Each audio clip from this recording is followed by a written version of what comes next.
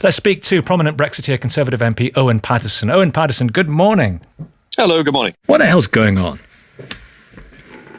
Well, I think we have a very clear government policy, which the Prime Minister's outlined following our Conservative election manifesto, where we said we would leave the single market, leave the customs union and leave the remit of the European Court of Justice. That was repeated in the Lancaster House speech. And what's a pity is I think there are elements in Whitehall. I think clearly the Treasury loathes the whole thing. They put out ridiculous forecasts of Project Fear before the referendum.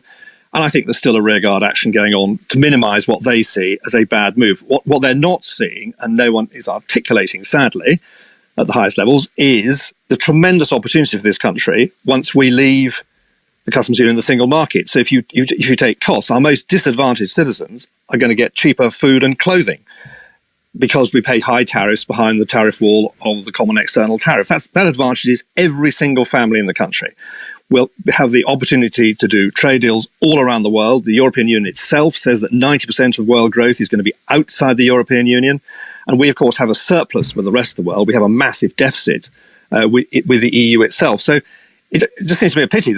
We have Davos at the moment. We've not been articulating the tremendous opportunities that a global Britain will have to do deals with the fastest growing economies around the world, as sadly Europe slips further and further behind. Well, okay, we know these arguments. You mentioned, I think, or you hinted at the Lancaster House speech by the Prime Minister, and she clearly said that she does not want Britain to stay in the single market because the top priorities are controlling EU immigration and also withdrawing from the jurisdiction of the ECJ, and they are incompatible with membership of the single market. But there does seem to be this division of thought within the government, and we have Philip Hammond, the Chancellor of the Exchequer, basically saying that we are taking two completely interconnected and aligned economies with high levels of trade between them and selectively moving them, hopefully, very modestly apart. Isn't that just common sense? No, because the growth in the world is going to be outside the European Union. That's where the action is for the future. That's where the future jobs and investment is going to come from. But when the future isn't now. Well, hang on now. 12% of the UK's GDP are exports to Europe. And if you talk to people like Roger Bootle, the economist, he thinks it might actually be as low as 10% because a lot of exports to places like Rotterdam or Antwerp then get transshipped on to Africa or Asia or elsewhere, and they're not really EU exports to the EU. But the point is that I think the Prime Minister rattled around pretty quickly after that. Philip Hammond put out a correction. The pity is he didn't go to Davos to articulate the tremendous opportunities once we are freed of the encumbrance and the inability to do trade deals around the world with other countries. So President Trump turns up and makes a very clear statement that he wants to do a lot more trade with the UK. And of course, we have at the moment a huge surplus with the US, which we would hope to increase. Fifth of our trade, of course, with the US. Let me just look at and read for our listeners Mr. Hammond, the Chancellor of the Exchequer's later tweet. I said in Davos that government wants to minimise any reduction in access to EU market post-Brexit, and it's a fact. Our economies are integrated. That's the baseline from which we leave the single market and customs union, which clearly represents a change.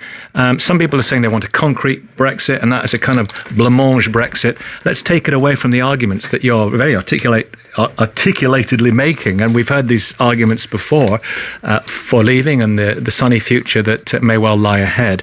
What's happening within the cabinet? Because they are not speaking with one voice, and Theresa May increasingly is looking quite weak on this. Be honest.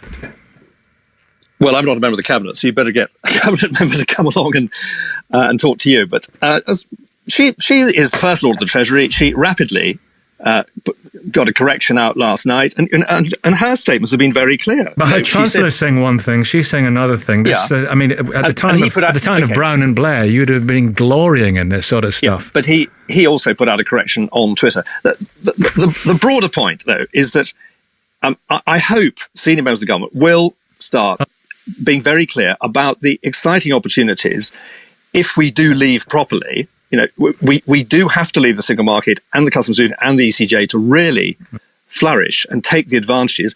Otherwise, this whole exercise is not worth the candle. It is not worth having a minimum deal in which we're still restrained from really stretching our wings across the world as the rest of the world grows fast.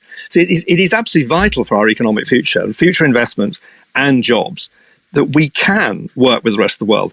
I mean, what's tragic is the whole world trade round has ground to a halt. I don't think we've had a trade deal now for 23 years. The WTO has got stuck.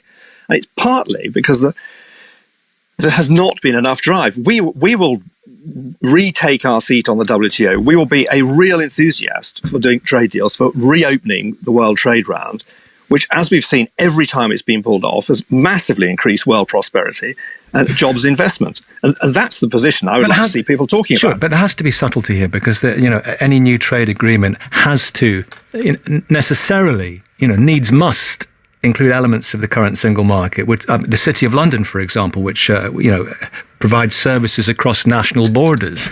So it's not a simple break, is it? It has to be but there isn't a single market in services anyway. But we want to keep and work very closely with our European partners. There's no question about that. They are very valued contributors to our economy. But the point I'm making is that their share of world trade is falling quite fast. Their share of our trade has gone down from 61% to the mid-40s today. It's going to be 35%. It's estimated in 10 or 15 years' time. That is declining.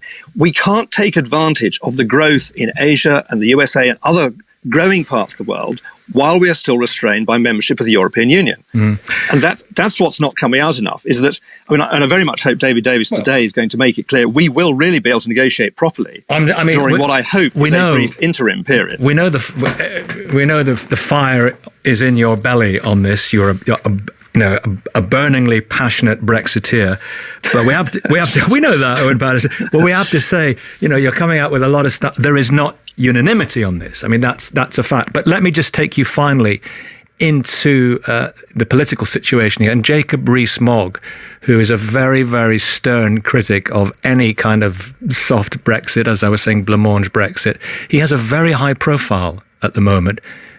Do you see him? Does he have it in him to be a future Conservative leader? So honestly, this leadership stuff is all a complete distraction. We have a Prime Minister. She has a clear programme. We have clearly stated policies in the manifesto and Lancaster House. And all this stuff, we always fall back on personalities and speculation. It's generally unhelpful.